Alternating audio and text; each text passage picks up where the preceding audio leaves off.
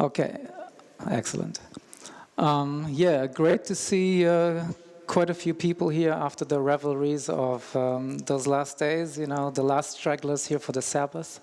And I have no PowerPoint to offer and no bullet points. And this is my usual style, however, and at the same time, I believe that the figure of the black man or you cannot contain his essence, and you cannot catch him in a PowerPoint or bullet points, because he defies this kind of like compartmentalization and this, distilling the essence into that kind of framework. So my presentation will be kind of like free flow. Probably quite disjointed here and there, but at the same time, this reflects basically the nature of that spirit or that psychopomp or that demonic entity, which Aleister Crowley would have probably called a dust devil, like he called Horonzon a dust devil, because he refuses to keep solid form. So before we actually approach that figure in a more intimate way, we would probably have to talk about the origins of the Witches' Sabbath, something which I just really don't want to get into very much because we don't have so much time, and there are more essential things to talk about, I think. But it is quite important to say that, of course, historically we know that there have always been people that have had different encounters with the environment or with numinous powers floating around in the world than, let's say, the common people. We know of tales of course, especially women who have in the Middle Ages or early Middle Ages been participating apparently in revelries with pagan goddesses like Diana. We know through Carla Ginzburg's work and other people's work about wizards and witches, so-called, for a better term now, combating other maligning or evil powers that are threatening crops and are in some way opposed to their prosperity. So we know of a lot of experiences and occasions where individuals have spoken about or experienced not only a type of out-of-body experience where they may have fantasized or astral traveled, to use a modern term, into realms which are probably forbidden or not available to most people.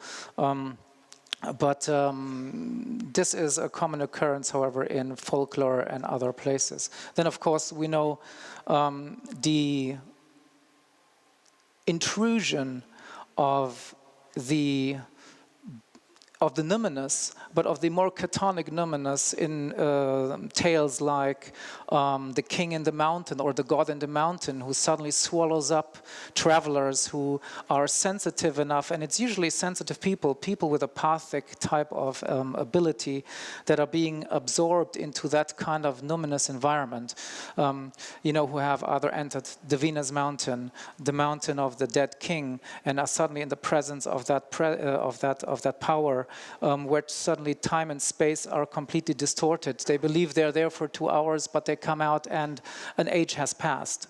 So the breaking down of those kinds of logical structures, people experiencing a kind of totally different reality than the reality that especially we here in the West are experiencing as our ordinary reality, the discursive, rational,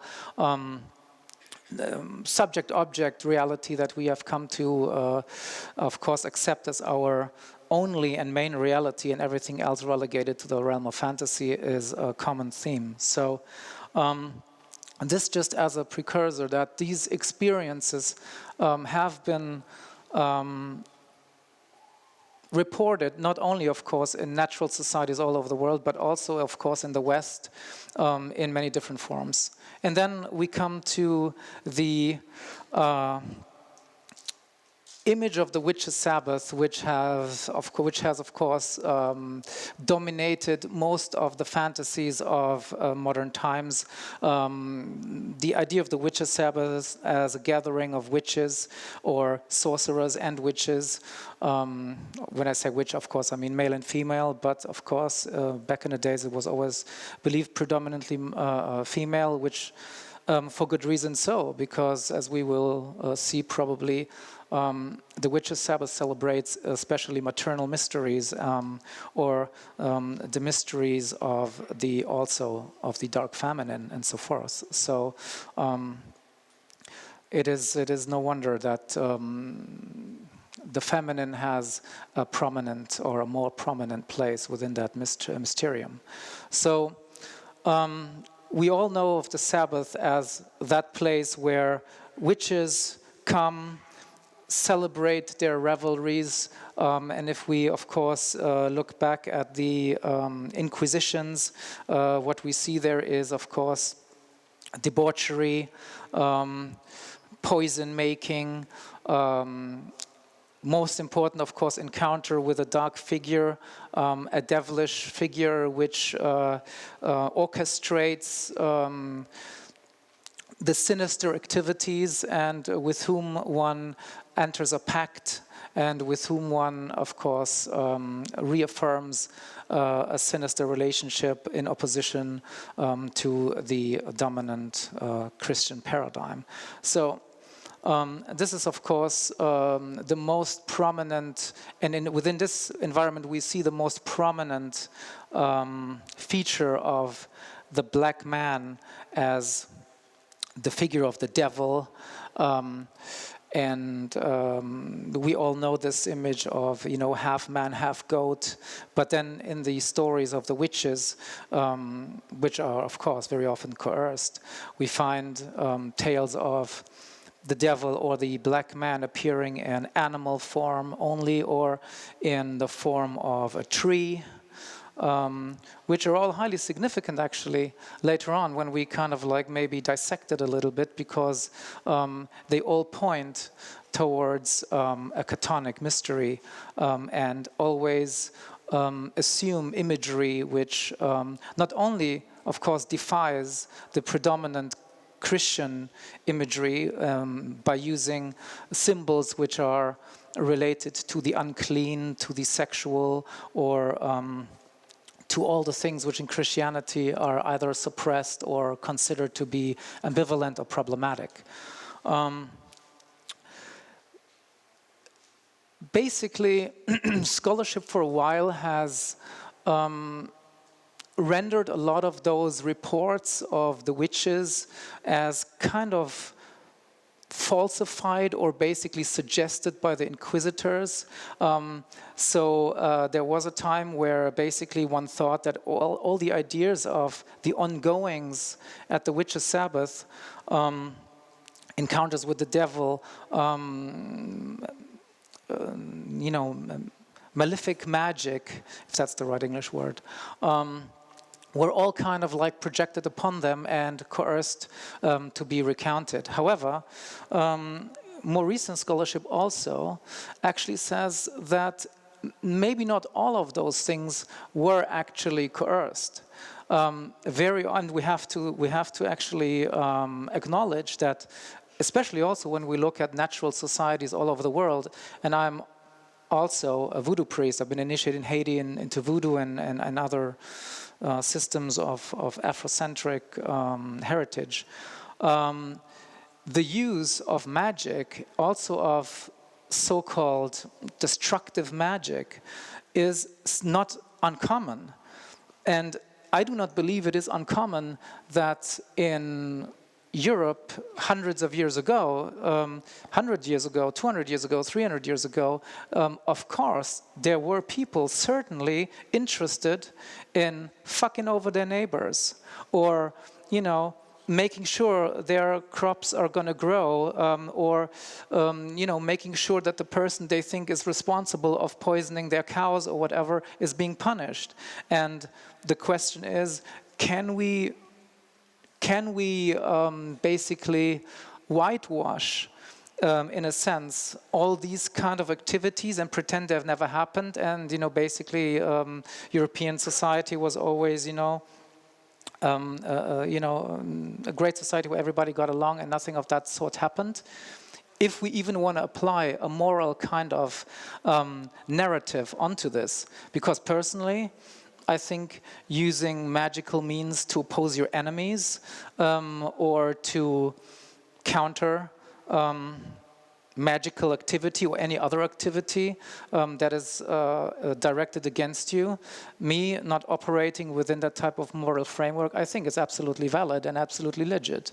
So I personally believe that many of the tales of the witches' doings, which are morally considered problematic from perspectives of the day, and probably also our perspective of the day-to-day, must be rethought. Which then leads us, of course, also further into the character and personality of the black man. And when I say black man, of course, there has been lots of tales also in folklore about the black man and encounters with the black man, like we've already said. Derek Mason is going to publish a book, Song of the Black Man, which has some of those stories in it, and some interviews by practitioners who have encountered the black man, like Peter Gray and Alkistis. They have an interview there, myself as well, so it's a good book probably to pick up one day.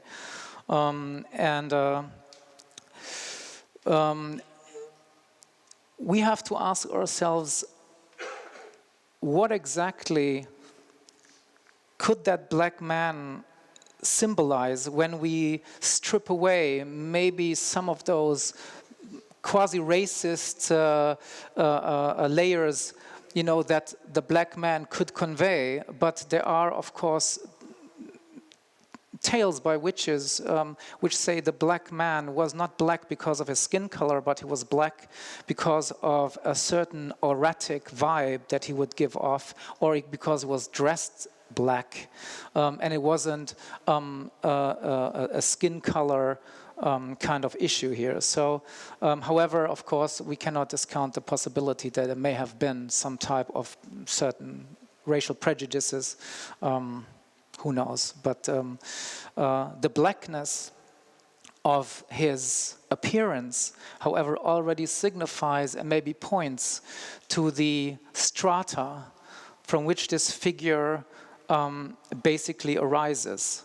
And when I start to talk about this now, I also especially want to talk about this from my own personal perspectives, because I belong to a current and a society which integrates the figure of the black man in an important way. This, Charlene has already said, I work within a current called the cosmic gnosis, but there are various cells that operate within that meta framework, you could say, and one is the so-called Night Watch or Night Guardians, which is a group I had encountered a long time ago, and which is also known as the Leonard Society, which refers to the Master Leonard, which is one localized, you could say, a demonic expression of the black man.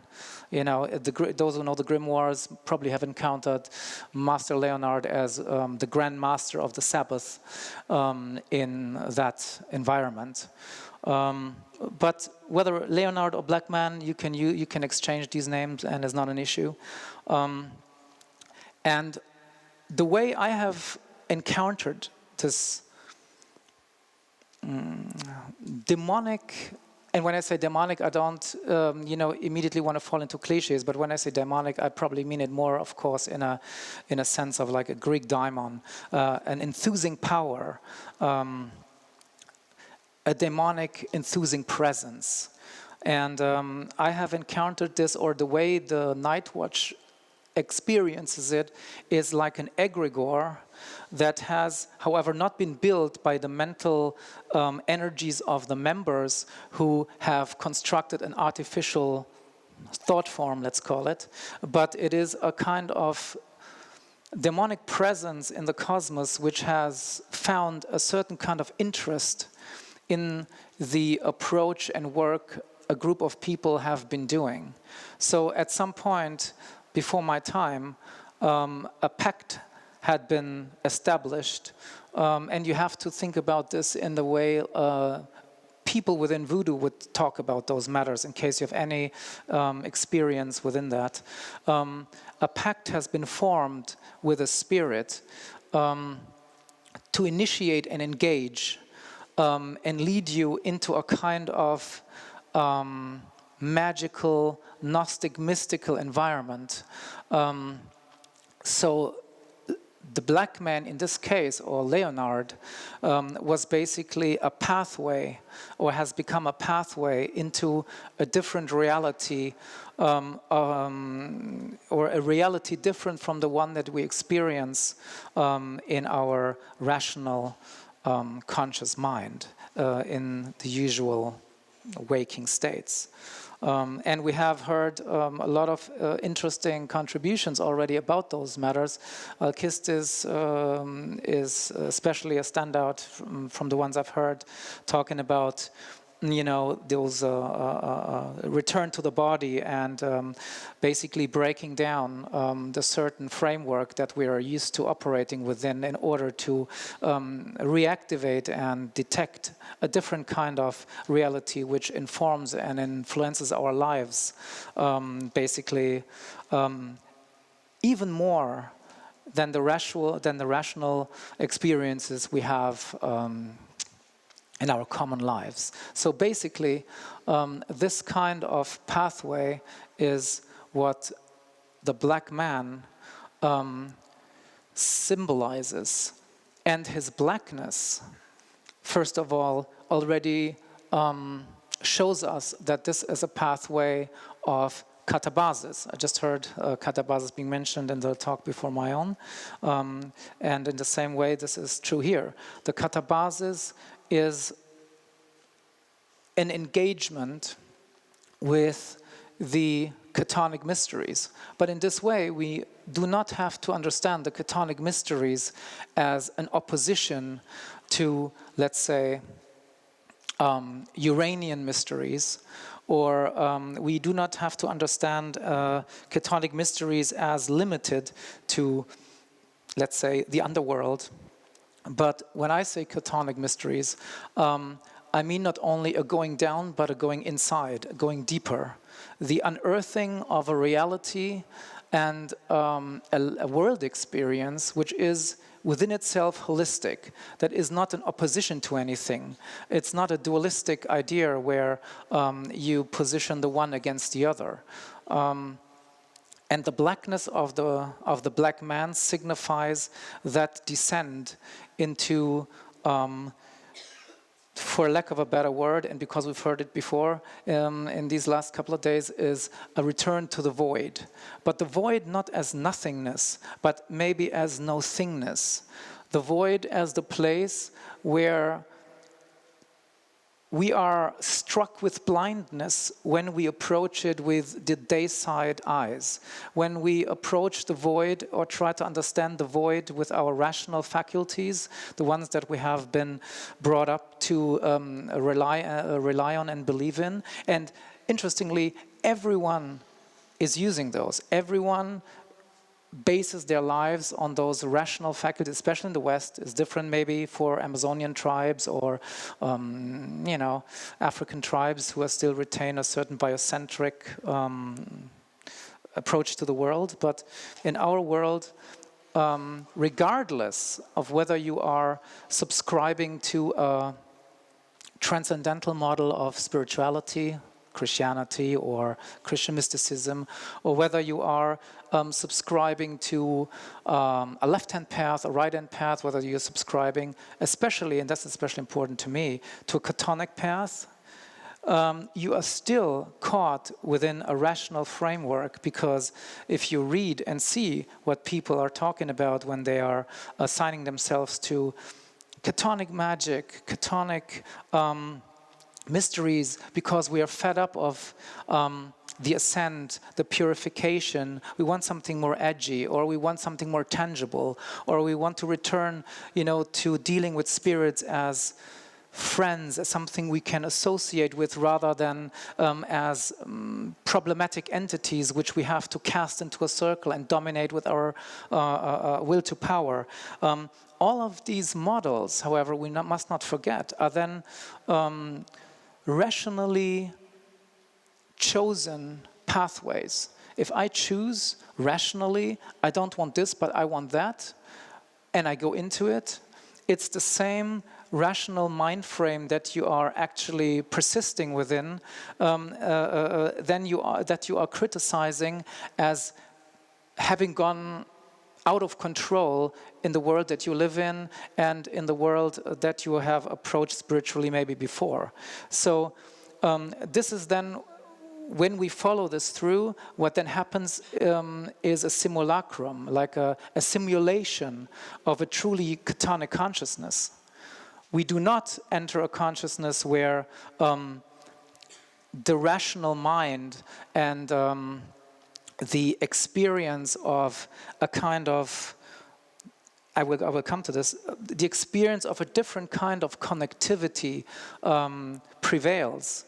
But we enter a place where a wishful thinking prevails, and a kind of self-hypnosis and maybe even an aesthetic sensitivity takes over. I don't think that's a bad thing per se, and it may lead to deeper states, but we cannot accept this as the work itself. So, that said, and this is the bad news for everyone who wants like a marketplace religion, and I usually am the harbinger of sometimes bad news, which of course consumerists, spiritualists, or people who are, thinking this can be done on the side, while doing everything else, they don't like to hear this, because of course everybody likes easy things and things to be done without big issues or big conflicts. So.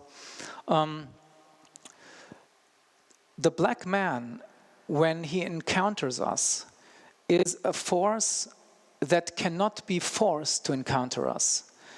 The black man is, like other demonic appearances, a force which will escape and flee from any kind of appropriation. If we approach spirits by forcing them to give us attention, I think the gods flee the place. Even people like Martin Heidegger kind of in his later work understood that kind of idea. Ludwig Klages, one of my favorite philosophers, who was also mentioned in another talk, is another one who has been stressing this. If our will, if our rational desire wants something and becomes, in German we say übergriffig, yeah? In English that would be, what would that be in English? Exactly, thank you. Assaulting and appropriating in that sense of projecting your own ideas and your own expectations on something, and as soon as this happens, the magic of what you encounter goes away. So the black man is a force that will only make itself available to you if you can let it be in its own place.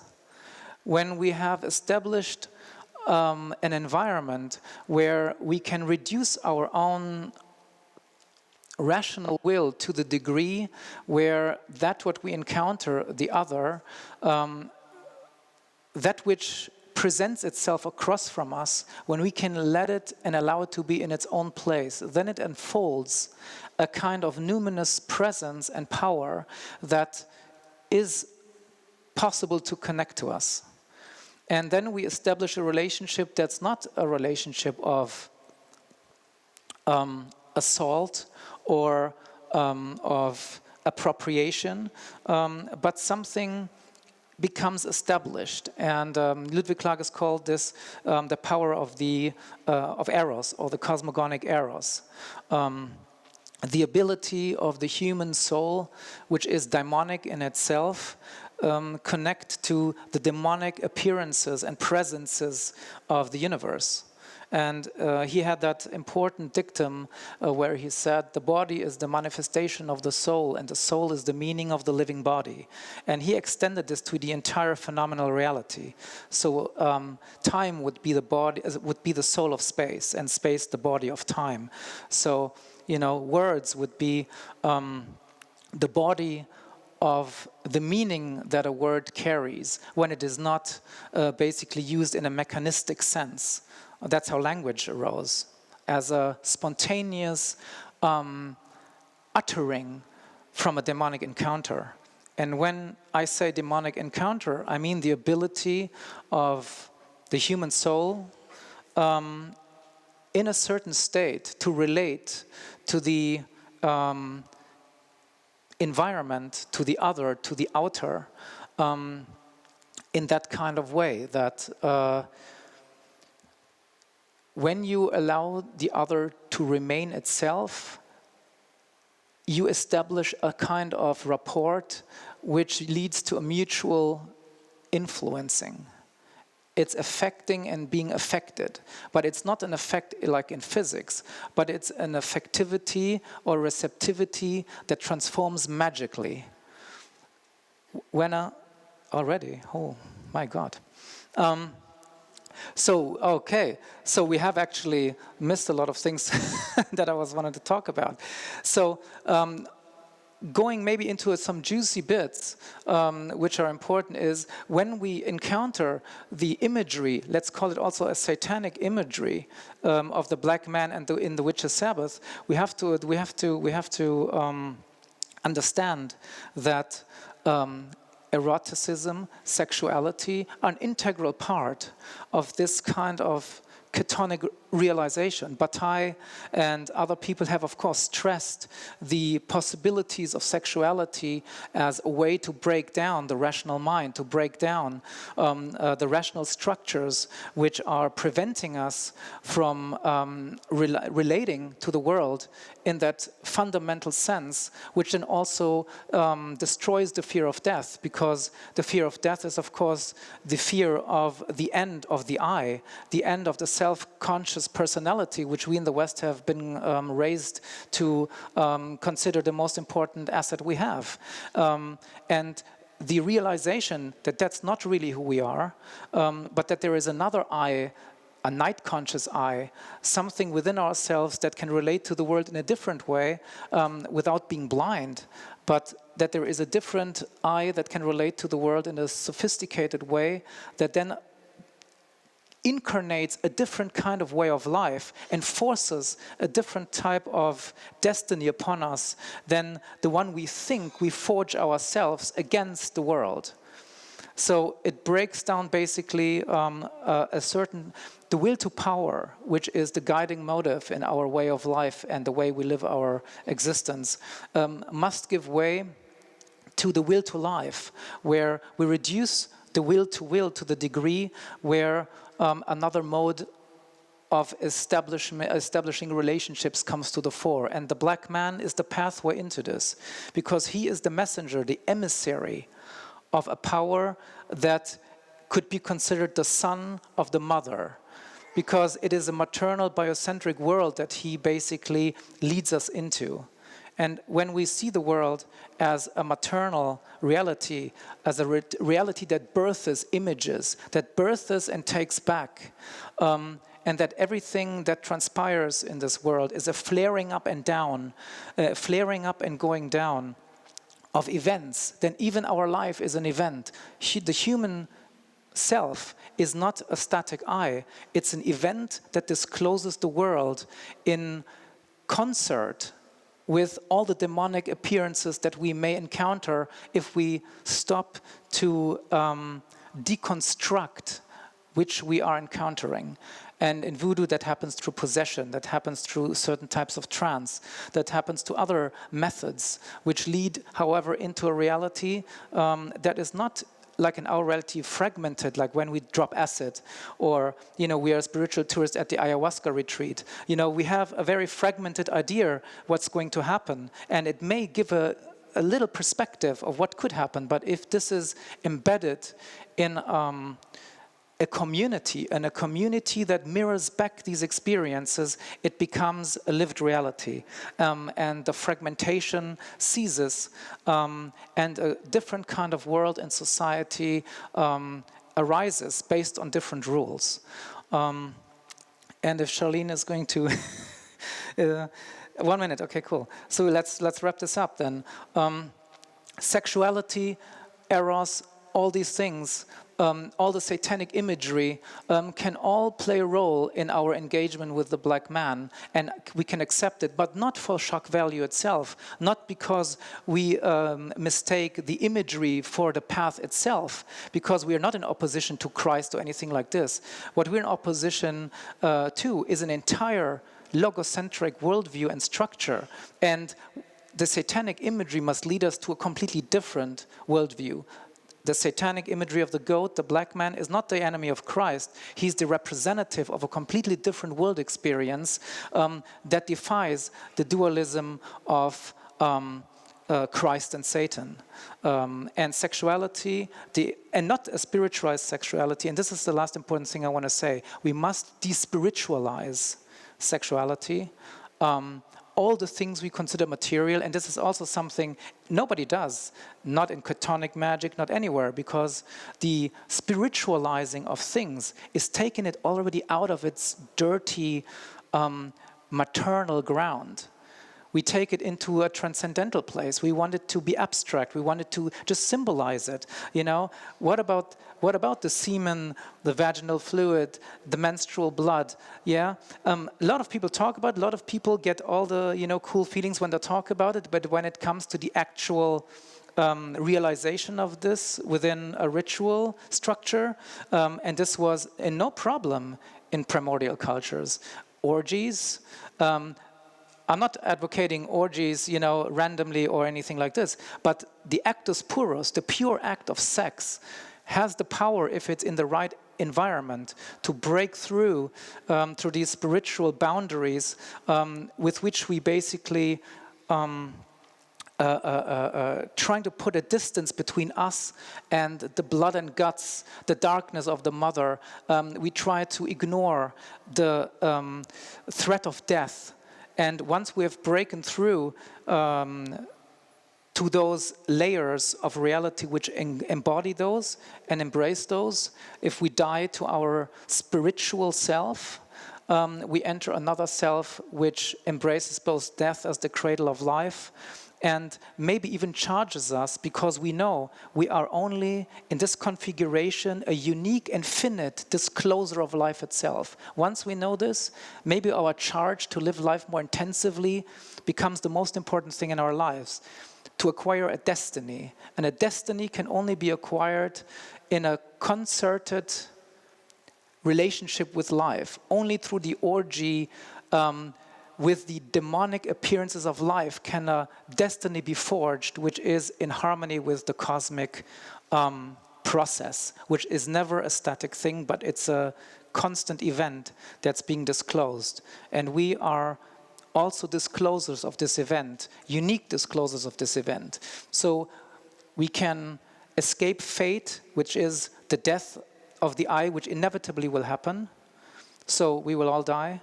But we can acquire destiny once we understand that the I that we are fearing is going to die is not the essential, unique core that we have. But even though we are going to die as that configuration, death is the appropriate payment for the triumph and ecstasy of life that we can accept from that reality which we actually are. And once we've accepted this, we know that we have nothing to hold on to. We do not have a fixed personality that we need to contain by either deeds or by the will to power or by any kind of transcendental escapist fantasy which we create in our spiritual world. But once you embrace yourself as a demonic event, life becomes an ecstatic triumph, because you transcend oppositions, while at the same time remain an eye of the all. And to end with the motto of the society, which I of course should know by heart, is the deeds of the day must give way to the wonders of the night. And with that small meditative phrase, I would like to end, if the time is up. And I thank you all.